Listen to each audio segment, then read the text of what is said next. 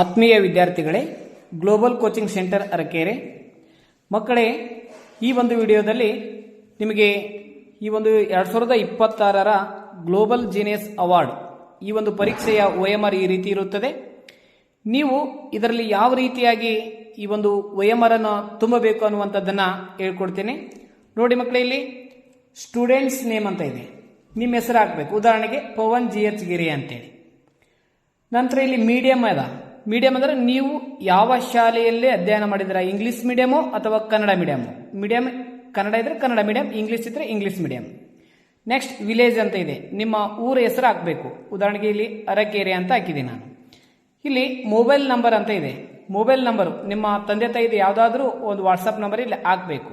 ಒಂದು ಅಥವಾ ಎರಡು ಹಾಕಿ ನಡೆಯುತ್ತೆ. ಈಗ ರೂಲ್ ನಂಬರ್, ಈಗ ಉದಾಹರಣೆಗೆ ನಿಮಗೆ ರೂಲ್ ನಂಬರನ್ನು ಈ ಒಂದು ಪ್ರವೇಶ ಪತ್ರದಲ್ಲಿ ಬರೆದು ಕೊಟ್ಟಿರ್ತೇವೆ. ಆ ಒಂದು ರೂಲ್ ನಂಬರ್ ನಿಮಗೆ ಉದಾಹರಣೆಗೆ 1001 ಅಂತ ಇಟ್ಕೊಳ್ಳಿ. ಈ ಥರ ಇದ್ದಾಗ ನೀವೇನು ತುಂಬಬೇಕಾಗುತ್ತೆ ಇಲ್ಲಿ ಅಂತಂದ್ರೆ ನೋಡಿ, 1001 ಈ ರೀತಿ ತುಂಬಬೇಕು. ತುಂಬಿದ ನಂತರ ಇದನ್ನ ಸೇಡ್ ಮಾಡಬೇಕಲ್ವಾ. ಈಗ ಈ ಒಂದು ಬಾಕ್ಸಲ್ಲಿ 1 ಇದೆ ಅಲ್ವಾ, ಈ 1 ಎಲ್ಲಿದೆ ನೋಡ್ಕೋಬೇಕು. ಈ ಒಂದು ಬಾಕ್ಸಲ್ಲಿ 1 ಯಾವ್ದು ಬರುತ್ತೆ, 0 ಆದಮೇಲೆ 1 ಬರ್ತಲ್ವಾ. ಇಲ್ಲಿ 0 1 2 3 4 5 6 7 8 9 0 ಆದಮೇಲೆ 1. ಇಲ್ಲಿ 0 ಈ ಲೈನು, ಇದು 1 ಲೈನ್ ಅಂತಂದ್ರೆ 1 ತುಂಬಬೇಕು, ನೀಟಾಗಿ ತುಂಬಬೇಕು. ನೆಕ್ಸ್ಟ್ ಬರೋದು 0 ಎಲ್ಲಿ ಬರುತ್ತೆ, ಇಲ್ಲಿ 0 ಇದೆಲ್ಲ, ಈ ಲೈನ್ ಎಲ್ಲ 0 ಲೈನು. ಅದ ಈ ಒಂದು ಬಾಕ್ಸಲ್ಲಿ ಏನು ಬರುತ್ತೆ ಅಂತಂದ್ರೆ, ಏನು ಇಷ್ಟೆಲ್ಲ ಇದಾವಲ್ಲ ರೌಂಡ್ಗಳು, ಈ 0 ಎಲ್ಲಿ ಬರುತ್ತೆ, ಫಸ್ಟ್ ಬರ್ತಲ್ಲ, ಫಸ್ಟ್ ರೌಂಡ್ 0. ನಂತರದ ಬಾಕ್ಸಲ್ಲಿ ಸಹಿತ ಏನಾಗಿದೆ, 0 ಬಂದಿದೆ.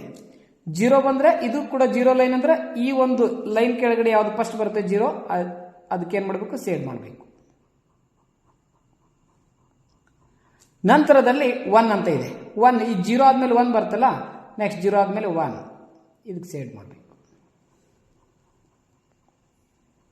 ಈ ರೀತಿ ಸೇಡ್ ಮಾಡಬೇಕು. ಮಕ್ಕಳೇ, ನಿಮಗೆ ಕನ್ಫ್ಯೂಸ್ ಆಗಬಾರ್ದು ಅಂತ ಹೇಳ್ಬಿಟ್ಟು ಈ ಥರ ನಾವು ನಂಬರ್ ಕೊಟ್ಟಿರ್ತೀವಿ. ಎಲ್ಲ ಆಲ್ ಟಿಕೆಟ್ಗೂ ಈ ಥರ ನಾವು ನಂಬರ್ ಹಾಕ್ತೀವಿ, ಮತ್ತು ನಾವೇ ಶೇಡ್ ಮಾಡಿಬಿಟ್ಟಿರ್ತೀವಿ. ಮಕ್ಕಳು ತಪ್ಪು ಮಾಡಬಾರ್ದು ಅಂತೇಳಿ ನಾವೇ ಶೇಡ್ ಮಾಡಿರ್ತೀವಿ. ಈಗ ನೀವು ನಿಮ್ಮ ಕೆಲಸ ಏನಪ್ಪ ಅಂತಂದರೆ, ಈಗ ಸಬ್ಜೆಕ್ಟ್ ವೈಸ್ ಬರೋದು. ಈಗ ಫಸ್ಟ್ ಕನ್ನಡ ಅಂತ ಬರುತ್ತೆ. ಈ ಕನ್ನಡದಲ್ಲಿ ಫಸ್ಟ್ನೇ ಕ್ವಶನ್ ಓದಬೇಕು, ಮೊದಲನೆಯ ಪ್ರಶ್ನೆ ಓದಬೇಕು. ಅದರಲ್ಲಿ ಯಾವ ರೀತಿಯಾಗಿ ಸೇಡ್ ಮಾಡಬೇಕು ಅನ್ನುವಂಥದ್ದನ್ನು ತಿಳಿಸ್ಕೊಡ್ತೇನೆ. ನೋಡಿ, ಇದನ್ನು ನಾವೇ ತುಂಬಿರ್ತೇವೆ. ನಿಮಗೆ ಕನ್ಫ್ಯೂಸ್ ಆಗಬಾರ್ದು, ರಿಸಲ್ಟ್ ಚೆನ್ನಾಗಿ ಬರಲಿ, ಕರೆಕ್ಟ್ ತಪ್ಪು ಬರಬಾರ್ದು ಅನ್ನೋಕೆ ನಾವೇ ತುಂಬಿರ್ತೀವಿ.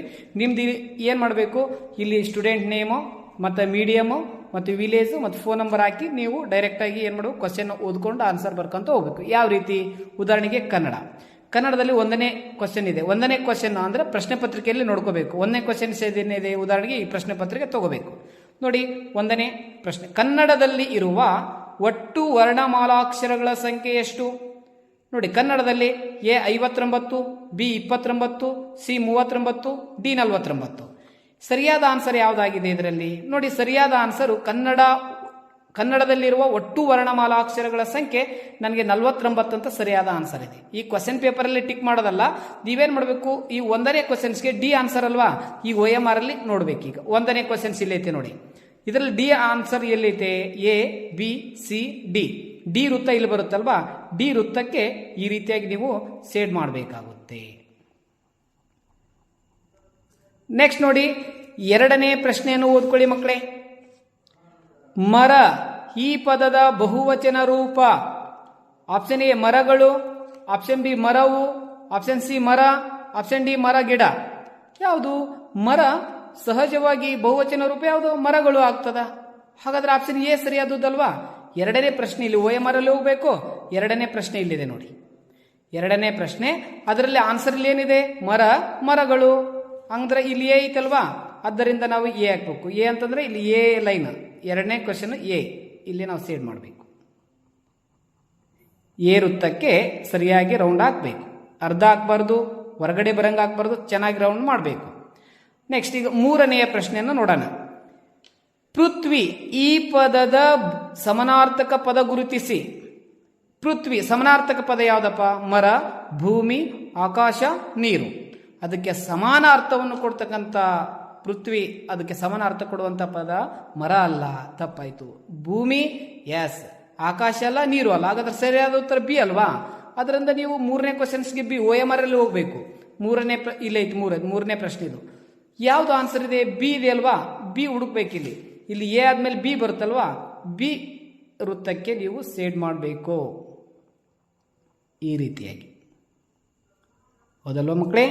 ಈ ರೀತಿಯಾಗಿ ಕನ್ನಡ ಆ್ಯಂಡ್ ಯಾವುದು ಗಣಿತ, ಇಂಗ್ಲೀಷು ಆ್ಯಂಡ್ GK IQ ಈ ರೀತಿಯಾಗಿ 50 ಮಾರ್ಕ್ಸಿನ ಈ ಒಂದು 50 ಅಂಕಗಳ ಈ ಒಂದು ಗ್ಲೋಬಲ್ ಜೀನಿಯಸ್ ಅವಾರ್ಡ್ ಪರೀಕ್ಷೆ ಇರುತ್ತದೆ. ಇದೇ ರೀತಿಯಾಗಿ 50 ಪ್ರಶ್ನೆಗಳನ್ನು ಸರಿಯಾಗಿ ಆನ್ಸರ್ ಮಾಡಿ ಈ ಒಂದು ಬಹುಮಾನವನ್ನು ಗೆಲ್ಲಿ ಅಂತ ಹೇಳ್ತಾ ಈ ಒಂದು ವಿಡಿಯೋವನ್ನು ಮುಗಿಸ್ತೇನೆ. ಧನ್ಯವಾದಗಳು.